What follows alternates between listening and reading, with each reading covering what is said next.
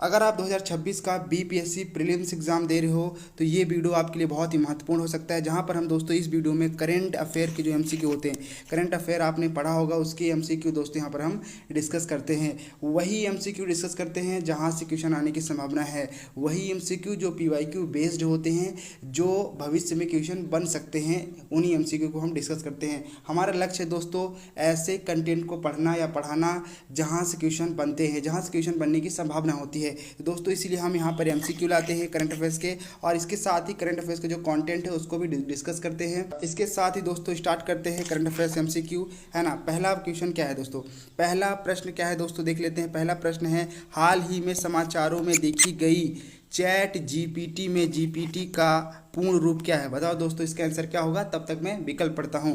पहला विकल्प है ग्लूटामिक पायरुविक ट्रांस एमिनेज, और बी ऑप्शन है GUID पार्टीशन टेबल, और सी है ग्रुप्ड पेगबोर्ड टेक्स्ट, और डी है जनरेटिव प्री ट्रेंड ट्रांसफॉर्मर, और पांचवा है दोस्तों प्रयास नहीं किया गया। आप इसका आंसर बताओ, इसका आंसर क्या हो सकता है दोस्तों। इसका आंसर है जनरेटिव प्री ट्रेंड ट्रांसफार्मर। आपको याद रखना चाहिए, ये बहुत ही चर्चा में रहता है, बहुत इंपॉर्टेंट है। कई एग्जाम में ये दोस्तों ये पूछा गया है, कई बार एग्जाम में ऐसे क्वेश्चन बनते हैं कि एआई के जनक कौन है ना। तो ये क्वेश्चन बन सकता है। साथ में इससे रिलेटेड और चीज़ देख लेते हैं ताकि दोस्तों ये एग्जाम में आए तो छूटे नहीं, है ना। पहली बात तो आप इसको समझ लो कि चैट जीपीटी क्या है। तो चैट जीपीटी एक प्लेटफॉर्म है दोस्तों, एक एआई प्लेटफॉर्म है जो आपको रिसर्च करके देता है, इमेज क्रिएट करके देता है। आपने इसको देखा होगा। तो दोस्तों इसके बारे में थोड़ा और देख लेते हैं। इसके संस्थापक कौन है, आपको पता होना चाहिए। को फाउंडर कौन है, तो आपको पता होना चाहिए दोस्तों सैम ऑल्टमैन और एलोन मस्क। बाद में एलोन मस्क अलग हो गए थे, लेकिन याद रखना इसके सीईओ कौन है दोस्तों, आपको याद रखना है सैम ऑल्टमैन, है ना। ये आपको पता होना चाहिए। तो दोस्तों ये ओपन एआई का एक प्रोडक्ट है ना। मेन जो कंपनी है वो ओपन एआई है। ओपन एआई का एक प्रोडक्ट है दोस्तों चैट जीपीटी। आपको पता होना चाहिए कुछ बेसिक चीज़ें, इससे ज़्यादा इससे बड़ी चीज़ें बीपीएससी नहीं पूछेगा, है ना। दोस्तों देखते हैं अगला प्रश्न। अगला प्रश्न आपके लिए है दोस्तों, बिशु त्यौहार जो हाल ही में मनाया गया मुख्य रूप से किस राज्य का नववर्ष है, बताइए दोस्तों इसका आंसर क्या होगा। मैं विकल्प पढ़ता हूँ। पहला विकल्प है असम, दूसरा है केरल, तीसरा है कर्नाटक, और चौथा है महाराष्ट्र, और पांचवा है प्रयास नहीं किया गया। तो दोस्तों बताओ इसका आंसर क्या होगा। दोस्तों इसका आंसर होगा केरल, है ना। इसका आंसर होगा केरल। इसके बारे में थोड़ा और देख लेते हैं, है ना। जो बिशु त्यौहार है वो कहाँ मनाया जाता है, मुख्य रूप से केरल का नववर्ष है ना। थोड़ा इसके बारे में और देख लेते हैं। और दोस्तों ये जो बिशु त्यौहार है वो आमतौर पर अप्रैल के मध्य में मनाया जाता है, ये भी आप थोड़ा सा ध्यान रख सकते हो। और इस त्यौहार के मुख्य आकर्षण क्या होते हैं दोस्तों, आपको पता होना चाहिए।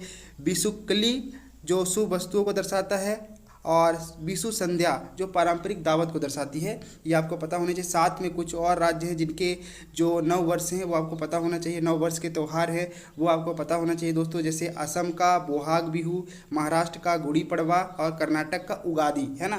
तो दोस्तों ये आपको पता होना चाहिए, बहुत ही इंपॉर्टेंट है। ऐसे क्वेश्चन आते हैं और आपसे बन भी जाने चाहिए। इसके बाद दोस्तों देखते हैं अगला प्रश्न। अगला प्रश्न है, अप्रैल 2026 में म्यांमार के नए राष्ट्रपति के रूप में किसे चुना गया, किसे चुना गया है दोस्तों, आप इसका आंसर बताओ। पहला विकल्प है आंग सान सूकी, है ना, और इसके बाद है ए बिन ऊ, इसके बाद है मिन ओंग हाइंग, और इसके बाद है डी न्योसा, और ई है प्रयास नहीं किया गया। दोस्तों इसका आंसर है मिन ओंग हाइंग, है ना। आपको पता होना चाहिए इसका आंसर है मिन ओंग हाइंग। दोस्तों ये बहुत ही इंपॉर्टेंट है, आपको पता होना चाहिए। बीपीएससी ऐसे क्वेश्चन पूछती है अंतर्राष्ट्रीय स्तर पर कुछ नए बदलाव हुए हैं, नए राष्ट्रपति प्रधानमंत्री चुने गए हैं, ऐसे प्रश्न बनते हैं। दोस्तों आपको इनके बारे में थोड़ा और जान लेना चाहिए। दोस्तों आपको पता होना चाहिए कि ये पहले सैनिक थे, है ना, मतलब सैनिक विभाग में ये थे। ये कह सकते हो दोस्तों कि पहले आर्मी में थे, आर्मी में अपनी सेवा देते थे। अब ये आर्मी के बाद क्या बन गए हैं, आर्मी के बाद ये अब म्यांमार के नए राष्ट्रपति बन गए हैं। इसके बाद दोस्तों अगला प्रश्न देख लेते हैं। अगला प्रश्न क्या है ना। अगला प्रश्न है दोस्तों, केंद्रीय बजट 2026-27 में उड़ीसा, केरल, आंध्र प्रदेश और तमिलनाडु में समर्पित रेयर अर्थ कॉरिडोर स्थापित करने की घोषणा की गई है। बात क्या सही है दोस्तों, आपने पढ़ा होगा इसको, आपको आइडिया होगा। और इसके बाद है दोस्तों, भारत में मोनोजाइट का विशाल भंडार उपलब्ध है ना। इसका आंसर क्या होगा दोस्तों, केवल एक, केवल दो, एक दो, और ना तो एक ना तो दो, और ई है प्रयास नहीं किया गया। दोस्तों आपको जानकारी होगी इसका आंसर क्या है, आप इसका आंसर बताओ मुझे। पहला तो दोस्तों आंसर है इसका, क्यों है मैं आपको बताता हूँ। केंद्रीय बजट 2026-27 में उड़ीसा, केरल, आंध्र प्रदेश और तमिलनाडु में समर्पित रेयर अर्थ कॉरिडोर स्थापित करने की घोषणा की गई है। दोस्तों ये बात बिल्कुल सही है, ये बजट में बात की गई थी, आपने पढ़ा होगा इंडिया का बजट, आपने थोड़ी भी जानकारी होगी तो आप इसको कर सकते हो। दूसरा है भारत में मोनोजाइट का विशाल भंडार उपलब्ध है। दोस्तों ये भी सही है, ये भी सही है, क्योंकि इसीलिए तो यहाँ पर इतना इन्वेस्ट किया जा रहा है। और दोस्तों आपको थोड़ा और जान लेना चाहिए कि जो रेयर अर्थ मेटल है वो सबसे ज़्यादा अभी वर्तमान में किस देश के पास है, तो आपको पता होना चाहिए चाइना के पास है। सबसे ज़्यादा रेयर अर्थ मेटल जो है दोस्तों वो चाइना के पास है। और दोस्तों ये रेयर अर्थ मेटल हैं क्या, ये भी तो आपको पता होना चाहिए। रेयर अर्थ मेटल दोस्तों वो होते हैं जो सेमीकंडक्टर और जो इलेक्ट्रॉनिक कंप्यूटर हो गया, मोबाइल हो गया, और जितने भी इलेक्ट्रॉनिक्स वाली चीज़ें हैं जहाँ पर एआई और इस तरीके की एडवांस टेक्नोलॉजी यूज की जाती है दोस्तों, वहाँ पर रेयर अर्थ मेटल से बनी हुई चिप और अन्य चीज़ों का यूज दोस्तों यहाँ पर किया जाता है।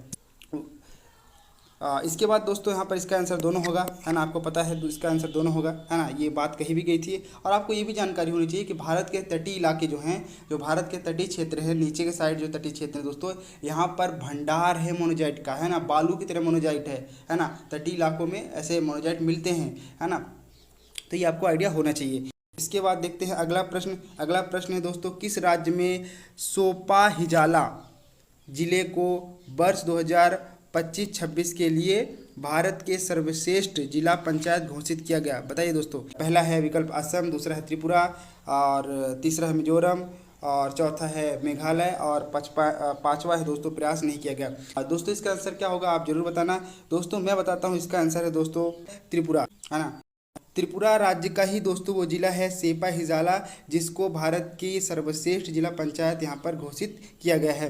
दोस्तों थोड़ा सा इसके बारे में और देख लेते हैं ताकि एग्जाम में आए तो छूटे नहीं। नानाजी देशमुख सर्वोत्तम पंचायत सतत विकास पुरस्कार 2025 के तहत दोस्तों इसको सर्वश्रेष्ठ जिला पंचायत घोषित किया गया है। और साथ में दोस्तों इसे बाल विवाह से मुक्त गाँव बनाने और पंचायत स्तर पर उत्कृष्ट कार्य के लिए प्रथम स्थान यहाँ पर दिया गया है ना।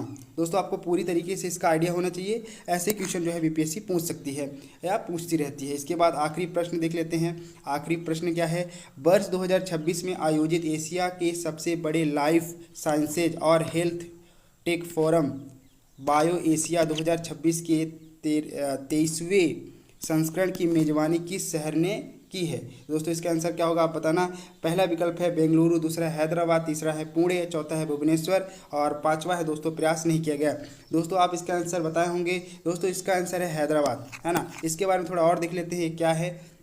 तो एआई जो है किस तरीके से स्वास्थ्य में दवाओं में काम आ सकती है, इस पर चर्चा हुई थी इस फोरम में, है ना, बायो एशिया 2026 में जो 23वां संस्करण यहाँ पर हुआ था, इसी बात की दोस्तों यहाँ पर चर्चा हुई थी।